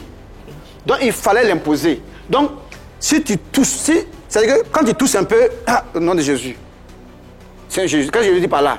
Dès qu'il y a un petit miracle, quand on s'attroupe, quand on vient autour des disciples, il dit pourquoi vous nous regardez comme ça? Ce n'est pas notre force, notre puissance en nous, mais c'est celui que vous avez rejeté, régné, que Dieu a glorifié, son serviteur, Jésus-Christ. Donc, tu comprends, il n'y a de salut en aucun autre nom. Que Jésus. Tu comprends? Donc, ils sont en train de parler à des gens en ce moment-là qui ne reconnaissaient pas. Okay. Mais nous, les Africains, on n'avait pas ce problème, on n'a pas d'abord ce problème-là, il n'est pas notre problème. Donc, doucement, viens, donne l'évangile et puis on va t'écouter. Mais ce n'est pas quand on nous dit que sans lui, tout ça. Non, là-bas c'était important d'insister. C'est une insistance. Donc là-bas, c'était dans un contexte. C'était dans un contexte. Ok. Tu entends? Regardez, le monde entier, là, n'est pas sauvé par Jésus-Christ. Pour preuve. Je prends toujours comme base de référence Israël. Quel est le pasteur qui peut me dire que les Juifs sont sauvés par Jésus-Christ? Qui se présente? Là, en ce moment, je vais le nommer maintenant. Personnellement, puis je vais mener la bataille maintenant contre lui. Et ça soi-disant d'église là. Oui. Israël, où vont les chrétiens en pèlerinage au nom de Jésus là. Israël n'est pas basé, le salut d'Israël n'est pas basé sur la peine de Jésus. Dans Romains chapitre 11, il est dit clairement, à partir du verset 28, que quant à l'évangile, Israël a été rendu par Dieu ennemi. Mais, quant à l'élection, ils sont aimés à cause de leur père, Abraham, Isaac et Jacob. Donc Israël est sauvé à travers leur père, Abraham, Isaac et Jacob. Israël ne fait rien avec Jésus. Mais pourtant, ils sont dans le salut de Dieu à travers leur père. Donc, penser que Jésus est l'auteur du salut universel, c'est une ignorance. Le pasteur ne sait pas qu'en Israël où il va là, il va dans un pays qui ne suit pas par Jésus-Christ. Mais ces personnes qui pensent comme cela estiment qu'il y a une nouvelle alliance, il y a la première, il y a la deuxième, on entend ça généralement. Et maintenant, cette nouvelle alliance et cette première dont tu parles là, sans maintenant cette nouvelle alliance dont Jésus-Christ devient l'auteur là, Israël est toujours dans le salut de Dieu et Dieu n'a pas promis un jour dans la Bible là qu'Israël sera sauvé par Jésus-Christ. Mais est-ce que vous y croyez la résurrection? Mais moi, au téléphone, j'ai déjà ressuscité. Vous avez déjà fait ça? La personne est là, elle est là. D'accord. Comment ça s'est passé? Au téléphone. Au téléphone. Elle est là. Elle peut témoigner, elle est là. Attends, je comprends pas bien. Vous avez déjà ressuscité quelqu'un? Oui, au téléphone, c'est depuis... La personne était morte et puis vous lui avez parlé pour la ressusciter, vous avez parlé à un parent. Et comment ça s'est fait justement la résurrection? Les personnes sont là actuellement. Hein? Mais si je dis que elles sont mortes, comment vous parlez avec elles au téléphone pour les ressusciter? D'abord, la jeune fille, elle devait passer son BTS. Et elle fréquentait ma cellule de prière. Voilà. C'est son nom, il cherchait depuis. Elle s'appelle, son prénom c'est Josiane. C'est une fille. Elle est là. Et cette dernière-là, elle est venue à la cellule avec des verres qu'elle portait. Donc je lui ai demandé, tu as un problème? Dieu a dit oui. Il dit, donne-moi tes verres. Elle m'a donné, j'ai porté, puis j'ai enlevé. Elle dit, il faut porter à nouveau. Elle a porté, dit, enlève. Il faut regarder ça pas. Elle dit, oui, c'est rétabli, sa vue est rétablie. Il dit, ok, voilà comment. Elle est là, elle peut... Bon, écoute, peut-être qu'il y a une autre occasion. Maintenant, elle allait pour son BTS composé. Et arrivée là-bas, je suis à la maison, je la vois venir en pleurs. Il dit, à quoi Josiane? Elle dit, ah, je suis foutu. Papa, je suis foutu. Il dit, à quoi? Elle dit, j'ai oublié de mettre mon nom sur les fiches.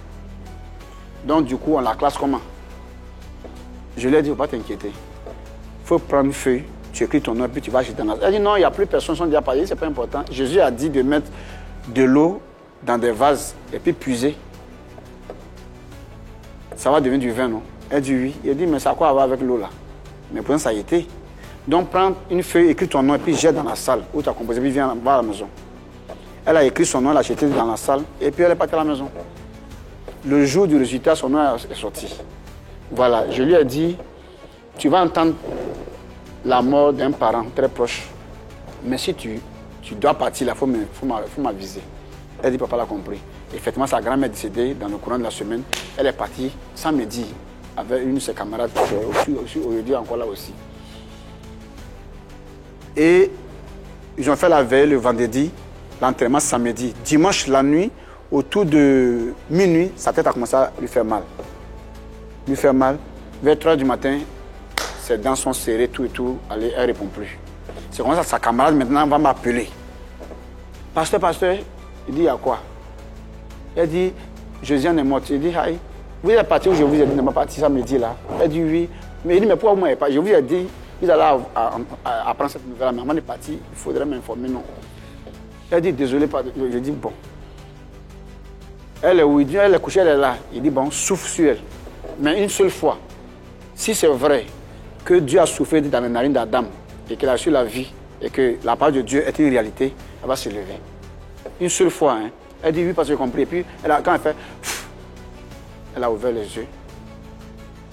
Les dents qui étaient serrées sont ouvertes.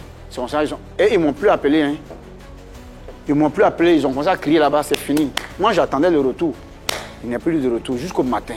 Comme ça, j'ai dit à Dieu, fais en sorte que je puisse me rendre témoin du témoignage du miracle qui a eu lieu si vraiment il s'est passé. Heureusement, autour de 9 h, elle a commencé à chauffer à près de... Mais vraiment, plus que la normale, quoi. Plus que la normale. C'était du... Donc, c'est là sa caméra va m'appeler à nouveau. J'ai dit, tu m'appelles. Donc, elle s'est levée. Elle dit oui. Elle dit, mais pourquoi tu fais ça? Elle dit vraiment, on était tellement dans la joie. Elle dit, mais c'est pas comme ça. Bon, indiquez-moi, Aboubakar, quoi? Ils m'ont indiqué, juste quand j'ai pris des taxis. En ce moment, je n'étais pas véhiculé. J'ai pris taxi, elle décomposé, tout ça, et puis je suis arrivé. Quand je l'ai vu, vraiment, elle était en feu. J'ai dit, ok, relevez-la. Et puis j'ai prié. C'est la première fois, moi, j'ai vu les os là. C'est maintenant, j'entends, comme ça se reconstitue. Et puis, elle s'est arrêtée. Et puis, j'ai prié. Elle a reçu la force. Elle a commencé à marcher. Quelques temps après encore, elle m'a dit que non, qu'elle a froid. Il faut te coucher. C'est que je ne vais pas prier plusieurs fois sur toi. Ce qui était dit là, ça va se faire. Mais d'ici 15 heures, tu vas transpirer. Et si tu transpires, tu te lèves, il faut commencer à faire une éducation, commencer à marcher. Mais tu m'appelles, tu me dis ça. Que moi, je n'ai plus prié encore, moi j'ai fini. Je suis rentré. À 15 heures, effectivement, elle m'appelle, elle me dit que tout son drap est mouillé. Elle transpire. C'est comme ça. Aujourd'hui, de là, elle est devenue étudiante. Et aujourd'hui, elle travaille. Ça fait 2 semaines qu'elle m'a appelé parce que dans son bureau, il y a un jeune qui m'écoute beaucoup, qui m'apprécie. Et puis elle m'a dit que c'est mon papa. Et puis il a dit c'est faux. Elle a dit il faut attendre. Mais elle avait déjà perdu le contact il y a longtemps. Donc elle m'a appelé, je l'ai cafouillé. Moi, je ne tourne pas. Hein.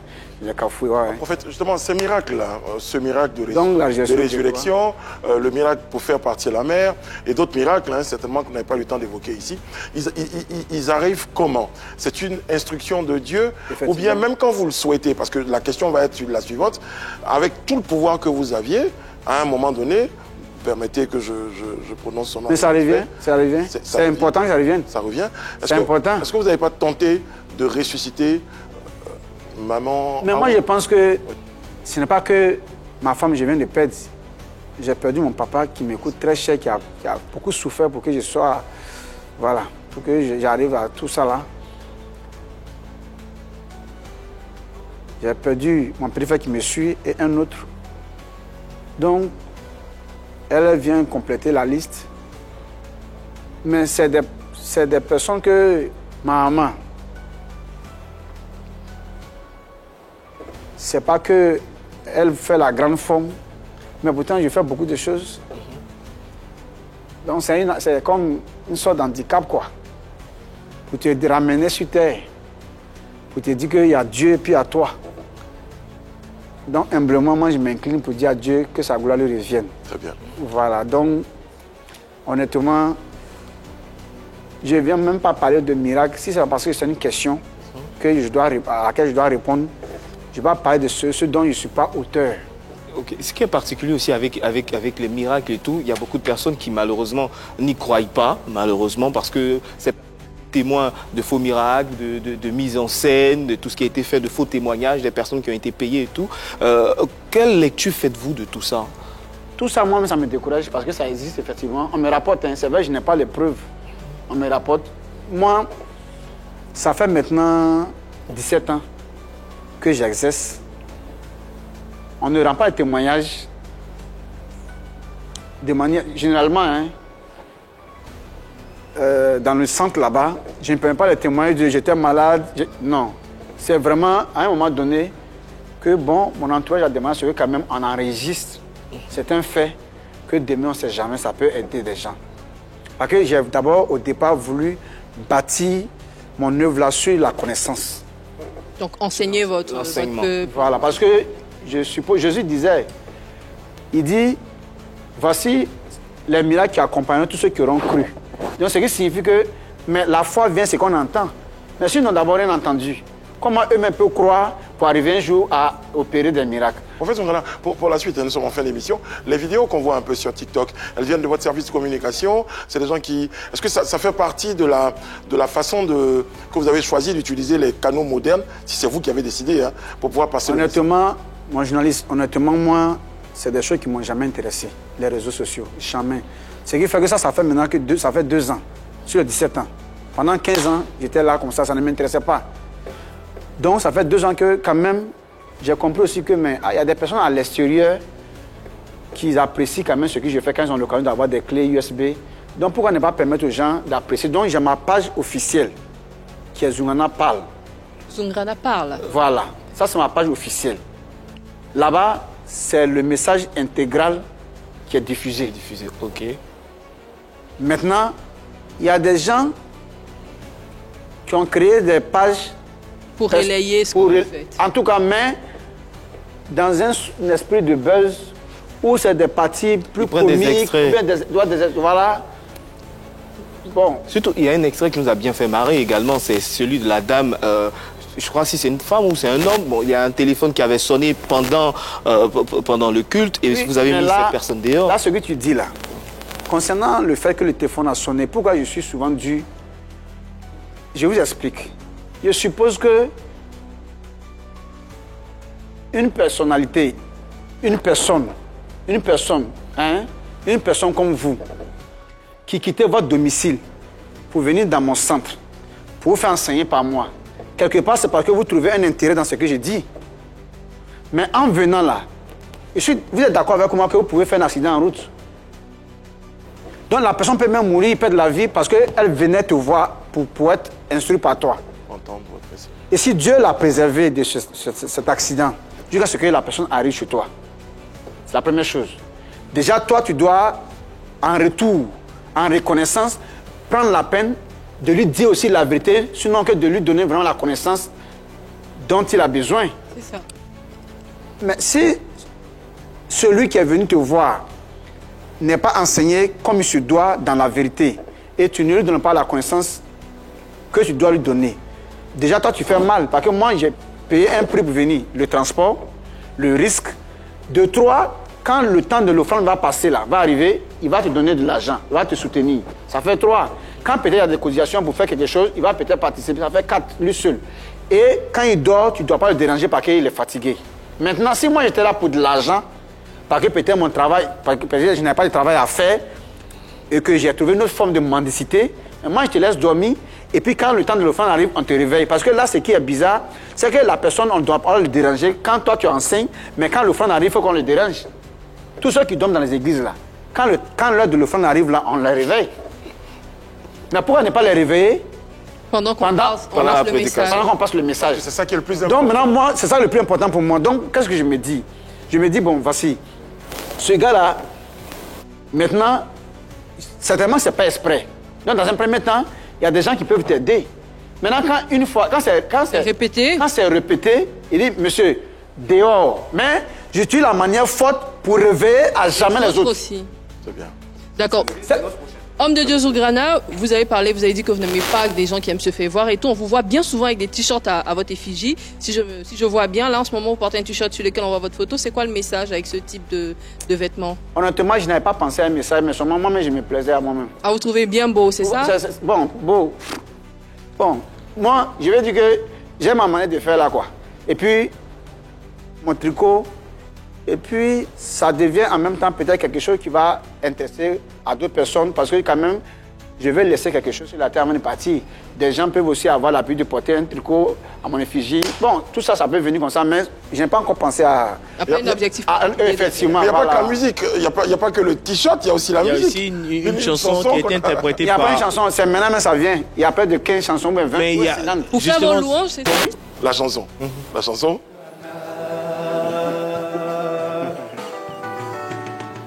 Tu es venu directement du ciel. Tu n'as pas été enseigné par quelqu'un. Tu ne prends pas conseil avec un homme. Voilà pourquoi on te suit. Tu es venu directement du ciel. Tu n'as pas été enseigné par quelqu'un. Tu ne prends pas conseil avec un homme.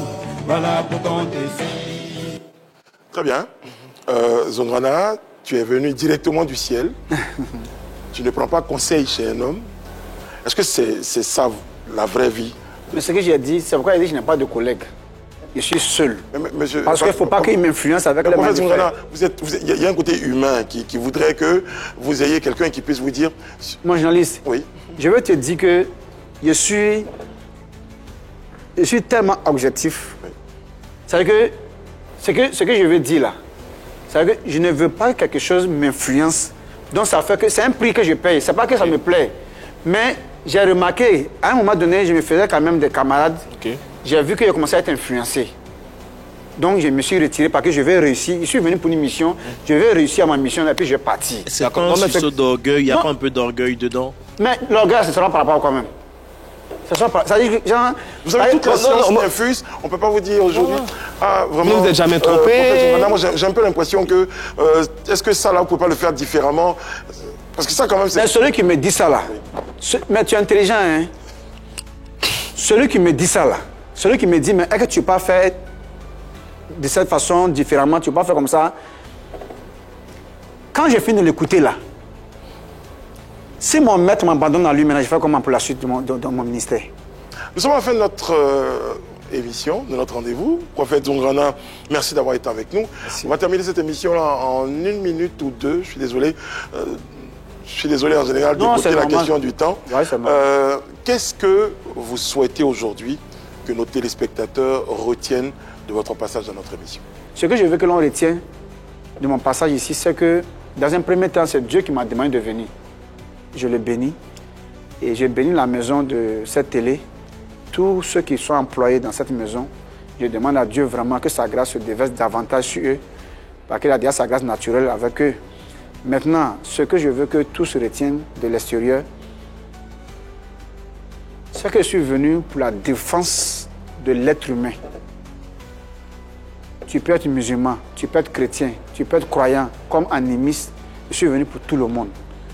Et que les gens prennent la peine de suivre autant ils pourront l'intégralité de mes messages. Mais les pans là, les extraits ne suffisent pas pour définir ce que je veux vraiment dire. Que actuellement, il y a plein de personnes qui partagent mes messages que je ne les connais même pas. Je ne les ai jamais vus. Ils ont leurs raisons qui les amènent à vouloir aller sur le net avec les bouts de mes messages. Ils savent ce qu'ils gagnent là-dedans. Mais moi, je ne peux pas contrôler ces choses. Mais moi, j'ai ma page officielle qui en a parlé. Là-bas, le direct passe. Là-bas, l'intégralité du message se trouve. Maintenant, celui qui veut comprendre réellement, je suis un homme ouvert. C'est vrai, quand j'interviens au micro, je suis une autre personne. Mais quand je suis au micro, je viens représenter Dieu et logiquement, Dieu n'allait pas s'adresser à sa créature comme s'il parlait à son neveu ou à son oncle.